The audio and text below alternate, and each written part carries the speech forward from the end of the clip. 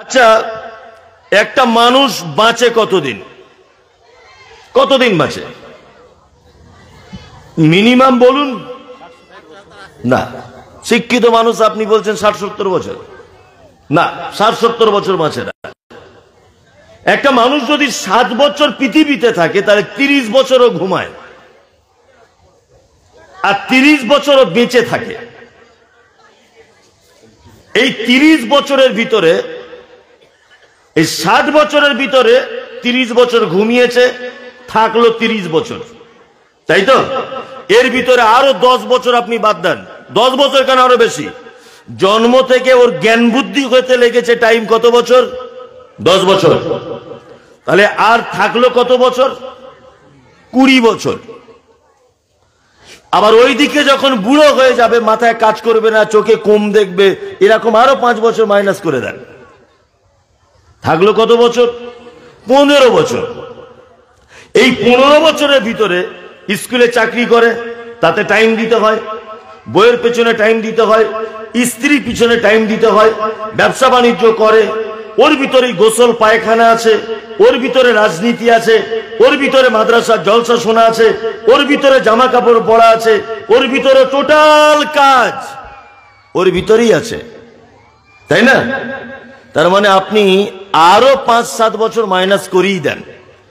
তার মানে হিসেব করে দেখা যায় যে একটা মানুষ হয়তো গোটা লাইফ এসে 10 বছর সলিড টাইম পায়, তাই না? এইবার আপনাকে বলছি, 60 বছরের জীবন আপনাকে দান করা হয়েছে। কত বছরের? 60 বছরের। 50 বছর জীবন আপনি নিজের স্বার্থে কাজে লাগিয়েছেন। কোনোদিন ভেবেছেন এগুলো? কোনোদিন তো ভাবেননি। 50টা বছর নিজের কাজে আপনি ব্যবহার করেছেন। আর আল্লাহ সুবহানাহু ওয়া তাআলা বলছেন, ওমা খালাকতুল জিন্না ওয়াল ইনসা ইল্লা লিয়াবুদুন, মানুষকে পাঠিয়েছি শুধুমাত্র আমার দাসত্ব করার জন্য, আমার ইবাদত করার জন্য। আচ্ছা বলুন, এই যে জান্নাত, আল্লাহ তাআলা ইবাদত করবে যারা, তাদের বিনিময় কি? জান্নাত। তাহলে আপনি এবার নিজে বিচার করে বলুন, স্রষ্টা যে কারণে পাঠিয়েছে। আগে একটা গল্প শুনেছি, মালিক যে যে কাজ করতে বলেছে না করলে চাকরি থাকবে? থাকবে না। এইবার আপনি বলুন, আপনি কি জান্নাতে যেতে পারবেন বলে মনে হচ্ছে? একটু কথা বলুন তো। না, হিসাব অনুযায়ী আপনার কিন্তু চান্স নেই। বাকিটা আল্লাহর দয়া। আল্লাহ যদি দয়া করে তাহলে পাবেন। কিন্তু আপনি যদি শিক্ষিত মানুষ, খাতা কলম নিয়ে হিসাব করেন, আপনি কিন্তু জান্নাত থেকে বঞ্চিত হচ্ছেন। বঞ্চিত হচ্ছেন না? বলুন, বঞ্চিত হচ্ছেন। নাম্বার 2, আচ্ছা আমরা ইবাদত বলতে কি বুঝি? আমরা আলেমরা কিছু কিছু জিনিস বোঝাতে মারাত্মক ভুল করে দিই, মারাত্মক। তার মধ্যে একটা ইবাদত, এটা আমরা বোঝাতে পারিনি। আমরা ইবাদত বলতে শুধুমাত্র এতটুকুই বুঝি বা বোঝাতে পেরেছি, 5 ওয়াক্ত টাইমে নামাজ পড়ো, টাকা থাকলে দান করো, পয়সা আরো বেশি হলে হজে যাও, রমজান মাস এলে সাহারি থেকে ইফতারি পর্যন্ত না খেয়ে থাকো, কলেমা পড়ো।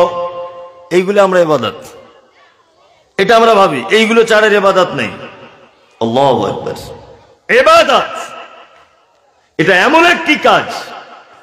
আচ্ছা এবার আপনাকে বলছি, আপনারা হাতের নখ কাটেন? কাটেন না? বড় হলে কাটেন। আমিও মমতাজুল ইসলাম কাটি। মাথার চুল কাটেন তো?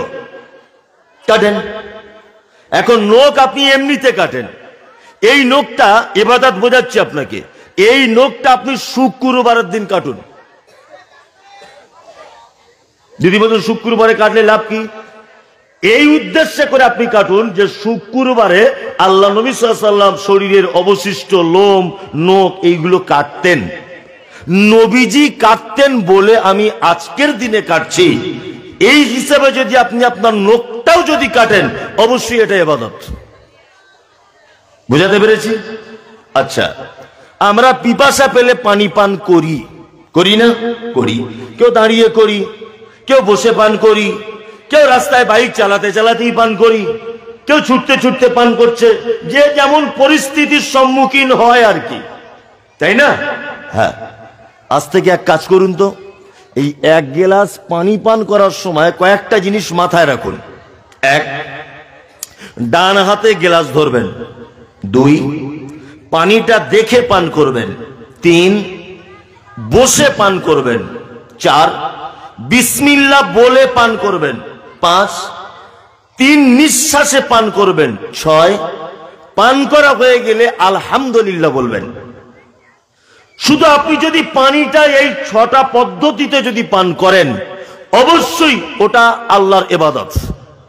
কারণ মুহাম্মদ সাল্লাল্লাহু আলাইহি ওয়াসাল্লাম এই পদ্ধতিতে পানি পান করতে বলেছেন।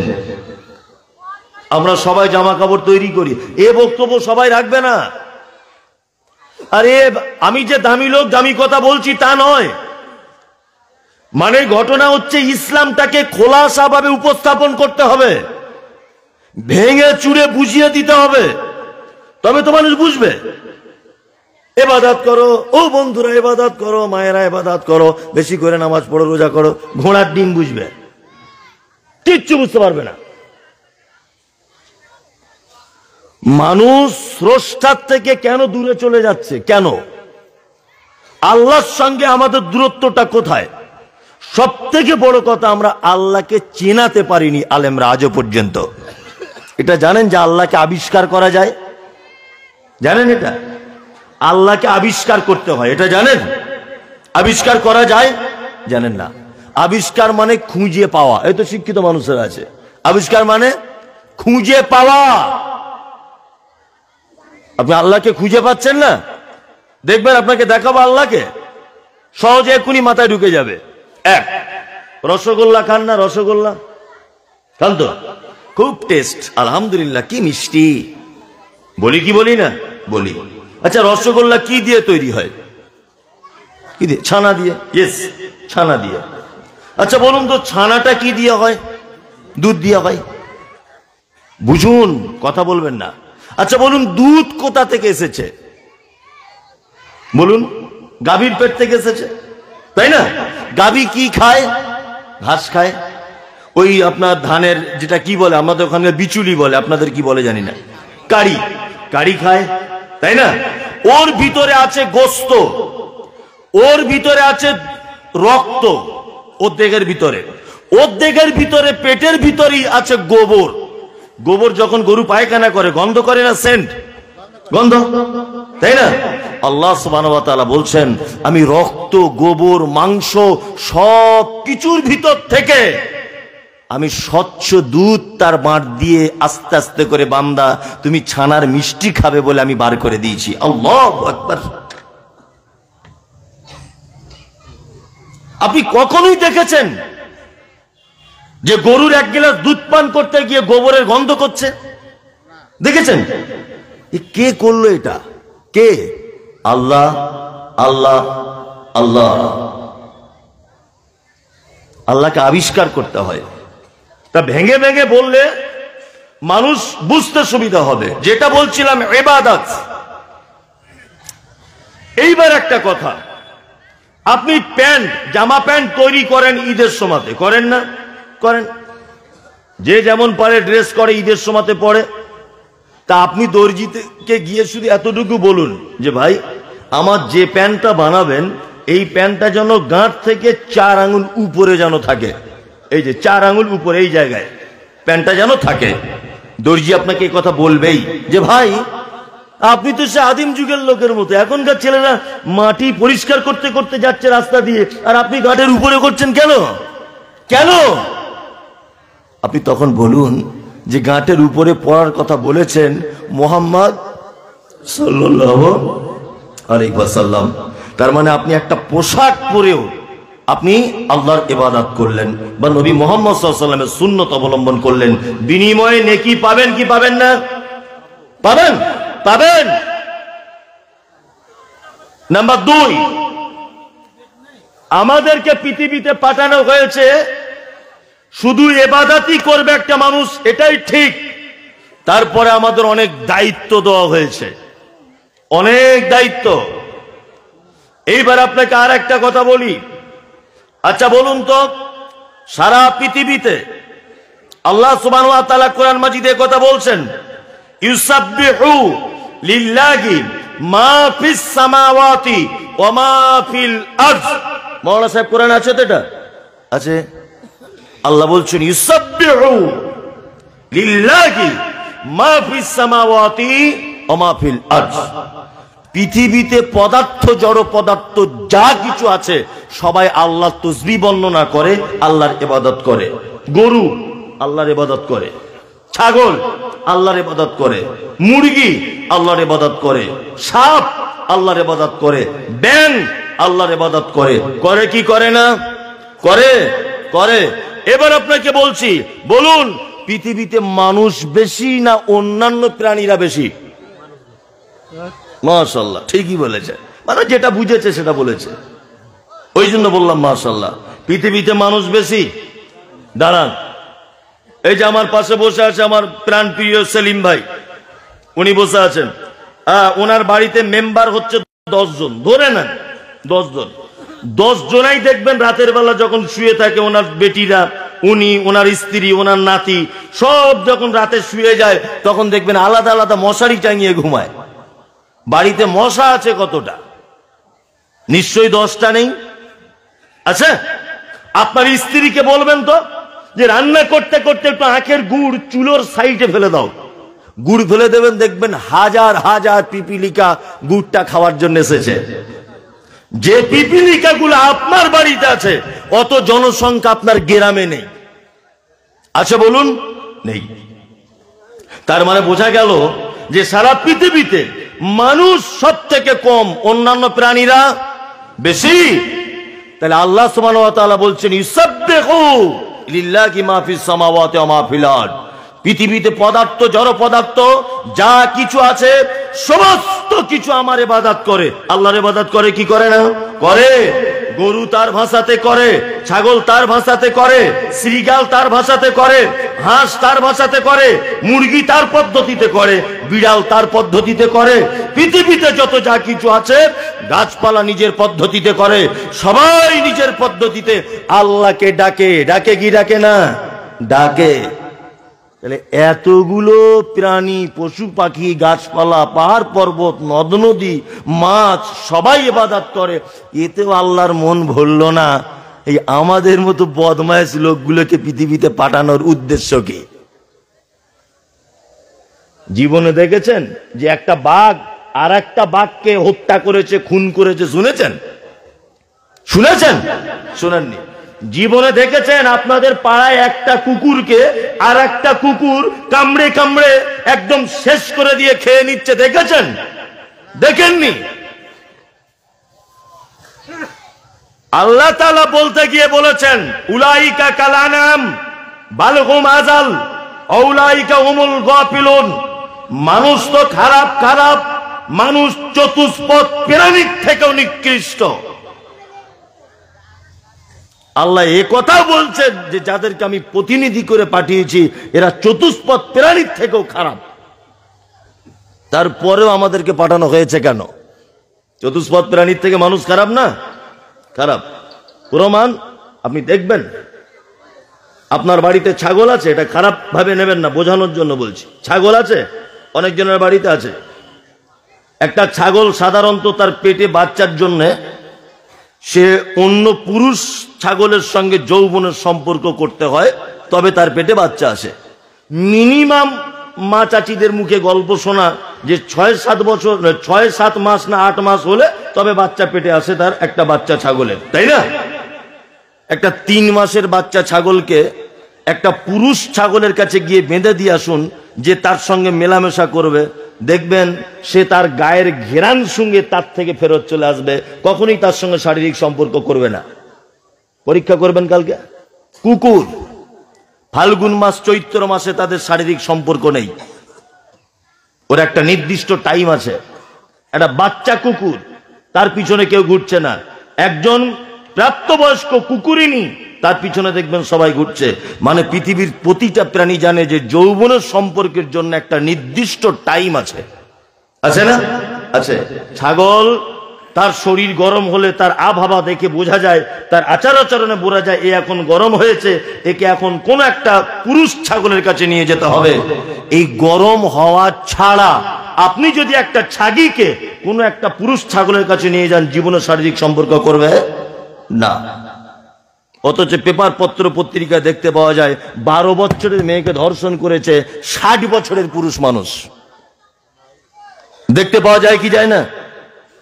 একজন 5 বছরের নাবালিকাকে ধর্ষণ করেছে একজন 25 বছরের যুবক ছেলে। দেখতে পাওয়া যায় কি যায় না? তার মানে মানুষ পশুর থেকে নিকৃষ্ট।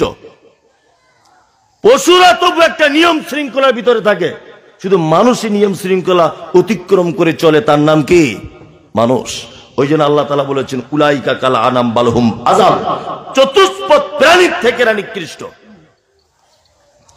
আল্লাহ এত আক্ষেপ করে কথা বলছে চতুষ্পদ প্রাণীর থেকেও খারাপ, ওদিকে পৃথিবীর সবাই আল্লাহর প্রশংসা করছে, তা আমাদেরকে পাঠানো হলো কেন? এইবারে আপনাকে কোরআনের একটা আয়াত বলছি। আল্লাহ বলছেন, কি বলছেন? আল্লাহ তাআলা বলছেন যে তোমাদের পাঠানোর উদ্দেশ্য হচ্ছে লিইজহিরাহু আলাদ-দীনি কুল্লি, এই কাজ করার জন্য তোমাদেরকে পৃথিবীতে পাঠানো হয়েছে, যেটা গরুর পক্ষে সম্ভব নয়, খাসির পক্ষে সম্ভব নয়, কুকুরের পক্ষে সম্ভব নয়, শ্রীগালের পক্ষে সম্ভব নয়, হাঁস মুরগির পক্ষে সম্ভব নয়, এটা তোমারই পক্ষে সম্ভব। এই জন্য তোমাকে পাঠানো হয়েছে কি? আল্লাহ বলছে লিইজহিরাহু আলাদ-দীনি কুল্লি, পৃথিবীর সমস্ত মতাদর্শের উপরে, পৃথিবীর সমস্ত আইন এবং কানুনের উপরে ইসলাম শ্রেষ্ঠ, ইসলাম সর্বোৎকৃষ্ট, এইটা প্রমাণ করার জন্য পৃথিবীতে তোমাকে পাঠানো হয়েছে। তাহলে আপনাকে আমাকে দক্ষিণ দিনাজপুরে, এটা দিনাজপুর তো, মালদাতে কেন পাঠানো হয়েছে? ইসলাম সমস্ত কিছুর থেকেও শ্রেষ্ঠ, এই জন্যে কি? এই জন্যে পাঠানো হয়েছে, তাই না? আচ্ছা বলুন তো, ইসলাম শ্রেষ্ঠ কি শ্রেষ্ঠ নয়? শ্রেষ্ঠ কি শ্রেষ্ঠ নয়? কথা বলুন।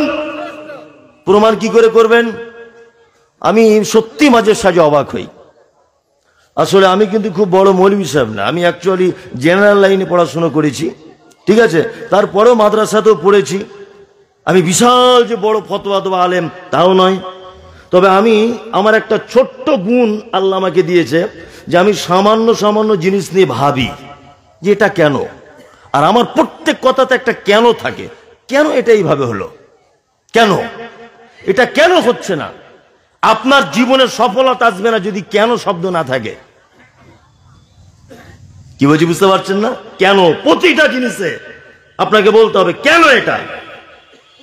যখনই আপনি 10টা বিষয়ে এই কেন শব্দটা লাগাবেন, আপনার ভিতরে তখন আল্লাহকে খুঁজে পাওয়া সহজ হবে। ইসলাম যে শ্রেষ্ঠ ধর্ম, মুহাম্মদ সাল্লাল্লাহু আলাইহি ওয়াসাল্লাম কি, আল্লাহ তাআলা কি বলছেন? ওমা আতাকুমুর রাসূল ফাখুযুহু ওমা নাহাকুম আনহু ফান্তাহু, আমার নবী যেটা দেয় সেটা গ্রহণ করো, আমার নবী যেটা নিষেধ করে তার থেকে দূরে থাকো। মুহাম্মদ সাল্লাল্লাহু আলাইহি ওয়াসাল্লাম যে জিনিসের ব্যাপারে অনুমোদন দিয়েছেন সেই জিনিস বিজ্ঞানসম্মত এবং তাতে 100% কল্যাণ আছে। আছে না নেই? আছে। মুহাম্মদ সাল্লাল্লাহু আলাইহি ওয়াসাল্লাম যেটা নিষেধ করেছেন 100% ক্ষতি কি আছে। আপনাকে আমি দুটো একটা জিনিস দেখাই। এক, আচ্ছা বলুন তো দেখি, মানুষ মারা গেলে গোসল করাতে হয় কি হয় না? হয়। আচ্ছা বলুন তো কিসের পাতা দিয়ে গোসল করাতে হয়? বলছে নিম পাতা, বড়ই পাতা, কুল পাতা, তাই না? এটা হাদিস আছে না নেই? আছে। আচ্ছা এবার আপনাকে একটা জিনিস জানতে চাইছি, এই বক্তব্য আপনি শুনলে আপনার ভালো লাগবে না, তবে জ্ঞানী মানুষদের খুব উপকার। মক্কা মদিনাতে হাজী সাহেব কেউ আছেন? এখানে কে আছেন? একজন হাত তুলুন। কে হাজী সাহেব? একজন, দুইজন, এই তো। আর আমি 15 দিন আগে হজ করে এসেছি উমরা থেকে। 15 দিন আগে মক্কা মদিনাতে আপনি একটা গাছও দেখতে পাননি, বেশিরভাগ দেখেছেন বাবলা গাছ, আর কোনো গাছ নেই। একটা কুলের গাছ আপনি খুঁজে পাবেন না, বড়ুইয়ের গাছ। মুহাম্মদ সাল্লাল্লাহু আলাইহি ওয়াসাল্লাম কই বাবলা পাতার কথা উল্লেখ না করে, অন্য কোন পাহাড়ি গাছের কথা উল্লেখ না করে বড়ুই পাতার কথা উল্লেখ করলেন কেন? যে কুল পাতা দিয়ে গোসল দাও মৃত্যু মানুষের, কেন?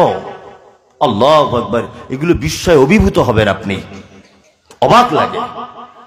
এটা আমি সোশ্যাল আমি গুগলে গিয়ে একটা ওয়েবসাইটে দেখছিলাম, একজন ডক্টর তিনি বড়ি পাতা নিয়ে গবেষণা করতে গিয়ে বলেছেন যে সারা পৃথিবীতে যত সবুজ পাতা আছে অ্যান্টিসেপটিক বড়ি পাতার থেকে বেশি আর কোনো পাতাতে নেই।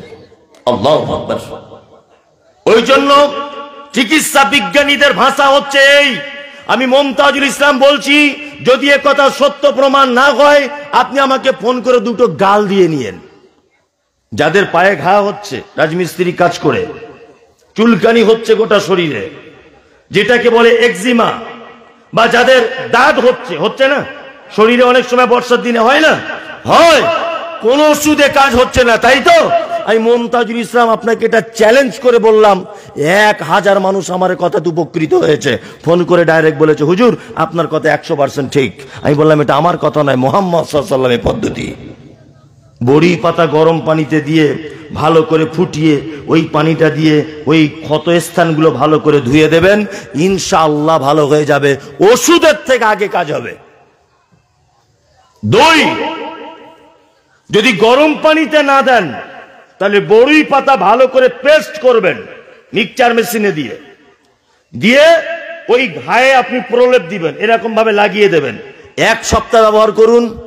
যদি কাজ না হয়, চিকিৎসা বিজ্ঞানীরা বলছেন যে বড়ি পাতা এমন একটা পাতা প্রত্যেক রোগের জীবাণুকে একেবারে নির্মূল করে দিতে পারে। একটাই পৃথিবীতে পাতা আছে, তার নাম বড়ি পাতা। এবার আপনাকে বলছি, একটা মানুষ মারা গেছে বোম্বাই রাজমিস্ত্রি কাজ করতে গিয়ে, লোকটার বাড়ি আনতে টাইম লাগবে 25 থেকে 30 ঘন্টা। প্লেনের ব্যাপার, ঝামেলা অনেক, এখানে সই করো তাই করো, অনেক ঝামেলা হয় কি হয় না?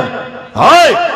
আমি মমতাজুল ইসলাম আপনাকে পরামর্শ দিয়ে গেলাম, আর সোশ্যাল মিডিয়া যারা দেখছেন আপনাদেরকে পরামর্শ দিচ্ছি, ওকে সর্বপ্রথম কুলের পাতা গরম পানি করে গোসল করিয়ে দেন, 52 ঘন্টা পর্যন্ত ওর ত্বক অর্থাৎ শরীরের কোনো দুর্গন্ধ আসবে না। বিজ্ঞান বলছে এটা। মুহাম্মদ সাল্লাল্লাহু আলাইহি ওয়াসাল্লাম যে পদ্ধতি বলেছেন আজ 1500 বছর আগে পদ্ধতি সঠিক বলে প্রমাণ হচ্ছে, তার মানে ইসলাম শ্রেষ্ঠ। দই, কুকুর, এটা বাড়িতে রাখা জায়েজ না না জায়েজ? কথা বলুন। না জায়েজ। আল্লাহ নবী সাল্লাল্লাহু আলাইহি ওয়াসাল্লাম বলেছেন, কেউ যদি বাড়িতে কুকুর যদি পোষে, প্রত্যেক দিন সকালবেলা তার আমলনামা থেকে 2 কেরাত অর্থাৎ 2 উহুদ পাহাড়ের সমান নেকিকে আল্লাহ সুবহানাহু ওয়া তাআলা মাইনাস করে দিবেন। অনেকজনের বাড়িতে কুকুর আছে না, ঢং করে কুকুর পোষে, এগুলো ধনী মানুষেরা বেশি করে। বাড়িতে মেন গেটের সামনে বড় একটা কুকুর নিয়ে রেখেছে, আছে না?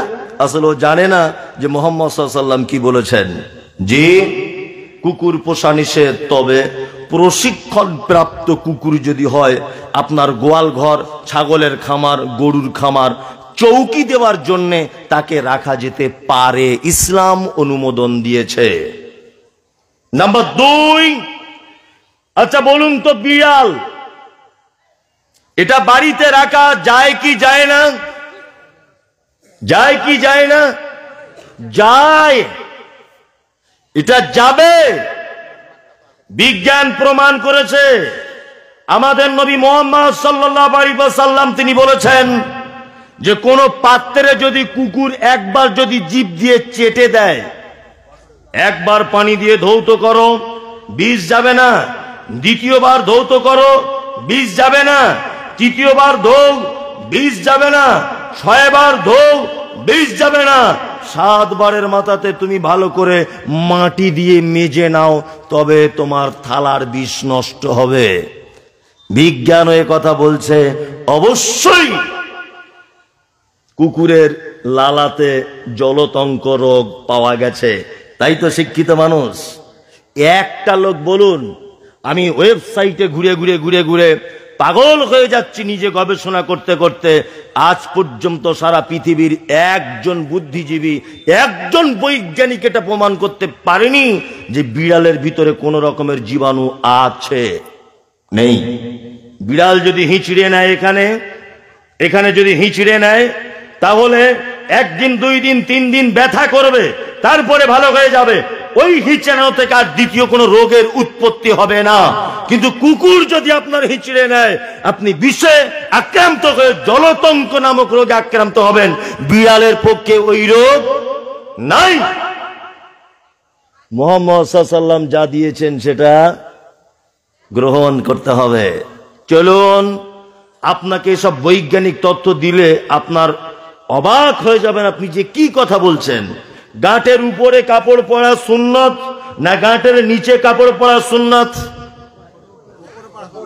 উপরে, তাই না? গাঁটের উপরে। কেন?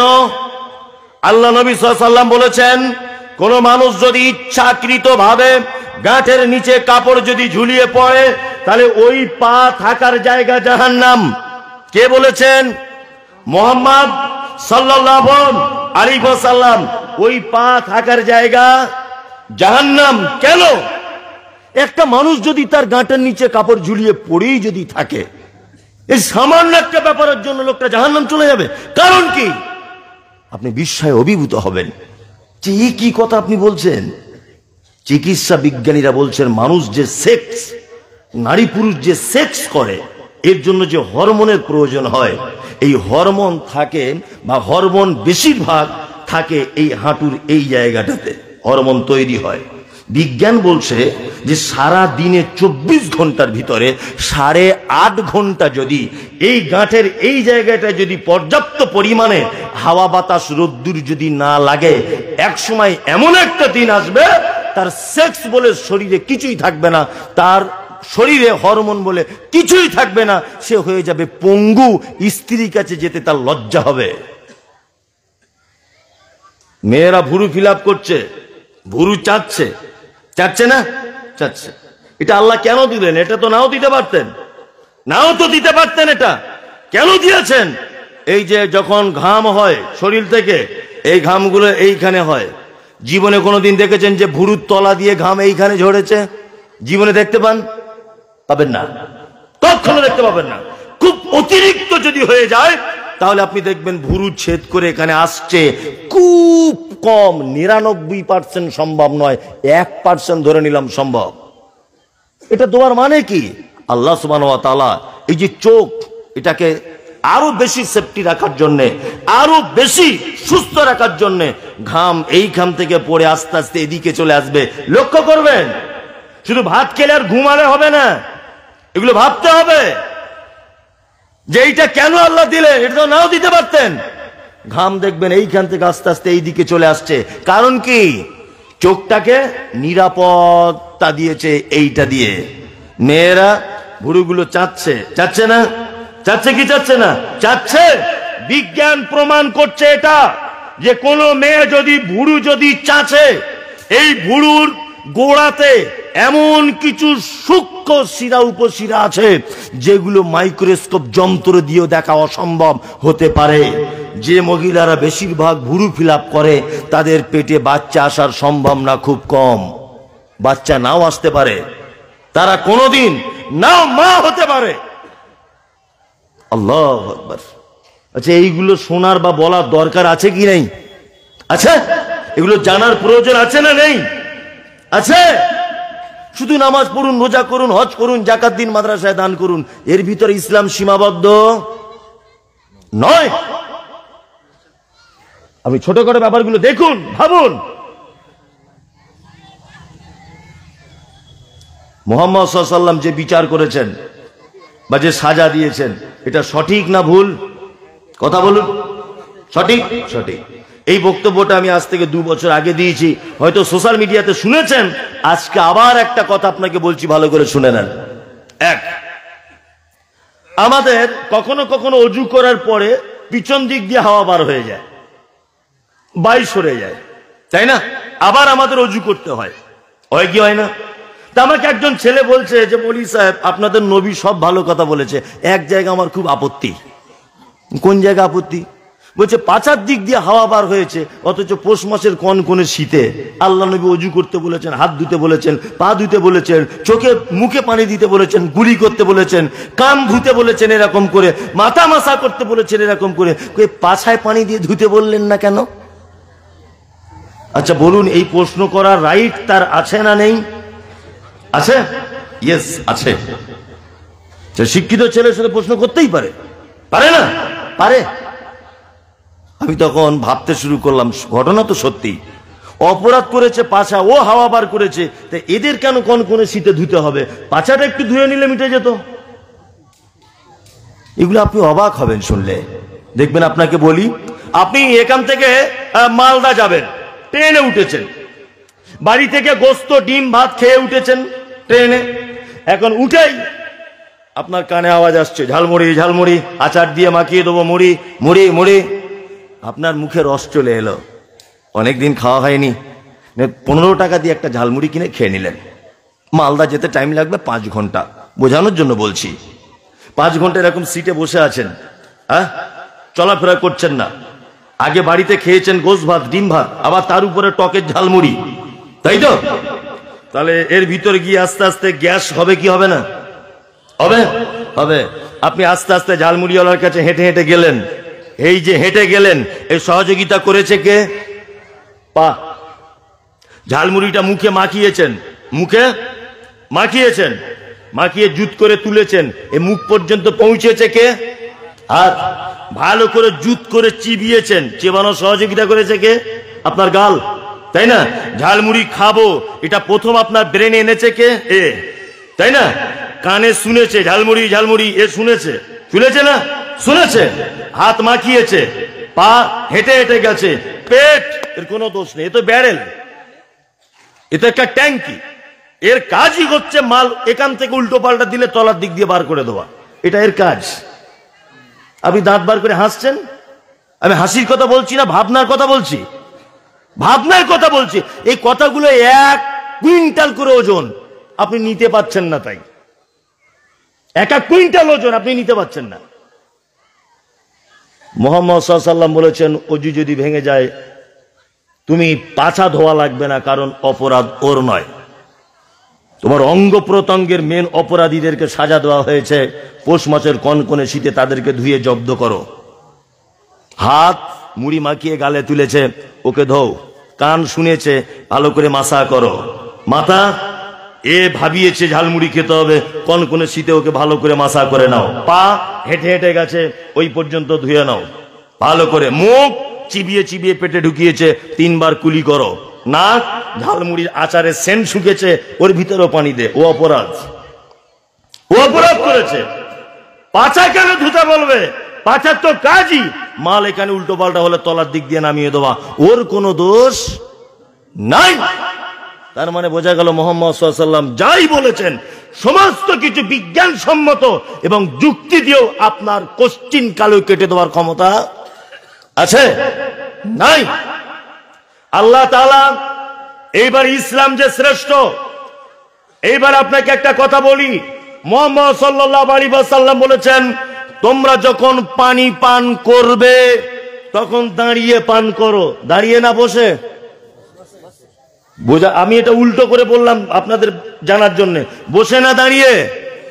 বসে। বসে কেন? দাঁড়িয়েও তো পানি পান করা যায়। নবীজি কথা বলেছে, দাঁড়িয়ে পানি পান করলে যখন মনে পড়বে গালে আঙুল দিয়ে বমি করে দাও। কেন এত সাজা? কেন? কেন? সামান্য একটা ব্যাপার, কেন বলছেন বমি করে দিতে? কেন? এটা কোনদিন ভেবেছেন? আজকে বিজ্ঞানীরা বলছেন যে মানুষের পাকস্থলীর এখানে একটা ছাঁকনি আছে, ছাঁকনি। চাটা বাড়িতে ছাঁকে, কি বলে ওটা? ছাঁকনি বলে, তাই না? বলছে একটা মানুষ যখন বসে পানি পান করে তখন ছাঁকনিটা ঠিক যেমন ভাবে পানি ছাঁকার জন্য রাখা হয় তেমন ভাবে থাকে। পানিটা ভালো করে ছেঁকে তবে তার পাকস্থলীতে পানিটা পৌঁছায়।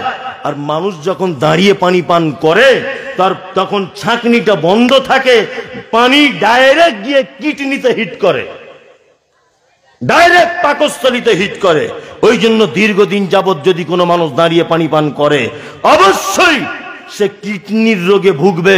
এবং চিকিৎসা বিজ্ঞানীরা বলছে ডাইরেক্ট দাঁড়িয়ে পানি পান করলে এই পানিগুলো অনেক সময়তে আপনার পাকস্থলীতে চাপে ঢুকতে না পেরে সূক্ষ্ম সূক্ষ্ম শিরা উপশিরার ভিতরে রক্তের সঙ্গে পানি মিশে যায়, তখন একটা মানুষের প্যারালাইসিস হয়ে যেতে পারে যে কোনো টাইম।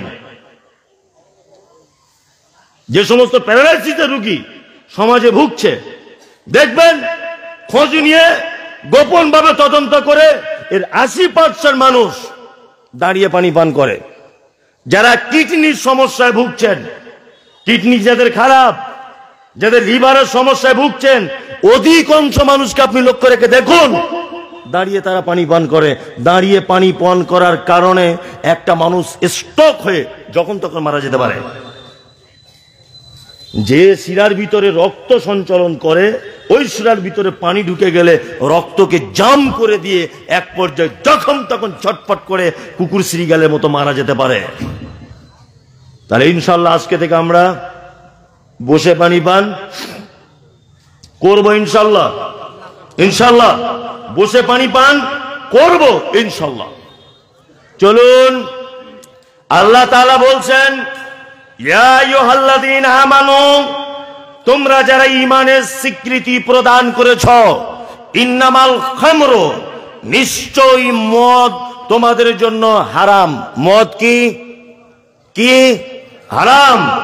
আল্লাহ অন্য জায়গাতে আবার বলছেন, ইয়াসআলুনাকা আনিল খামর, নবী আপনাকে জিজ্ঞাসা করা হচ্ছে মদের ব্যাপারে, আপনি বলুন কুল ফীহিমা ইসমুন কাবীর, নিশ্চয়ই মদ পাপের জগতের একটা মারাত্মক বড় পাপ। কিন্তু তারপর আল্লাহ তাআলা বলছেন ও মানাফিউ লিন-নাস, মদে উপকারও আছে। এটা আছে তো কোরআনে আছে। আল্লাহ বলছে মদ হারাম, তাই তো? এটা কে বলছেন? আল্লাহ। তারপরে আবার আল্লাহ বলছেন ও মানাফিউ লিন-নাস, মদে উপকার আছে। আচ্ছা, আমি মুমতাজুল ইসলাম এখন যদি বলি যে আপনারা মদ পান করুন, মদে উপকার আছে, লোক আমাকে মারবে কি মারবে না? যে শালা কোথা থেকে বক্তা আনলি রে, মদ হারাম করে দিয়ে, হারাম জিনিস হালাল করে দিয়ে দিচ্ছে, বলবে কি বলবে না? কিন্তু আমি তো বলছি না, আল্লাহ বলছো মানাফিউ লিন-নাস, মদে উপকার আছে। আচ্ছা, এবার আপনি বলুন মদে যে উপকার আছে এটা আজ পর্যন্ত কোন মাদ্রাসার মৌলভী সাহেবরা প্রমাণ করতে পেরেছে? পেরেছে? পারেনি। ইহুদি খ্রিস্টানরা গবেষণা করে প্রমাণ করে দিয়েছে মদে অবশ্যই উপকার আছে। ওই জন্য পশ্চিম বাংলার যত ফার্মাসি আছে, সমস্ত ফার্মেসি ওষুধ কিনতে গেলে দেখবেন প্রায় 90 থেকে 95% ঔষধের গায়ে লেখা আছে 5% অ্যালকোহল। থাকে কি থাকে না? কি হোমিওপ্যাথি, কি অ্যালোপ্যাথি, কি অমুকপতি তমুকপতি, প্রত্যেক ঔষধের গায়ে লেখা আছে 2%, 3% অ্যালকোহল। থাকে কি থাকে না? থাকে। আল্লাহ যে কোরআন মাজিদে বলেছেন মানাফিউ লিন-নাস, মদে উপকার আছে। তবে হারাম কেন? আল্লাহ তারপরে আবার বলছেন হারাম এই কারণে, এর উপকারের থেকে ক্ষতির দিকটা বেশি, এই কারণে এটা হারাম।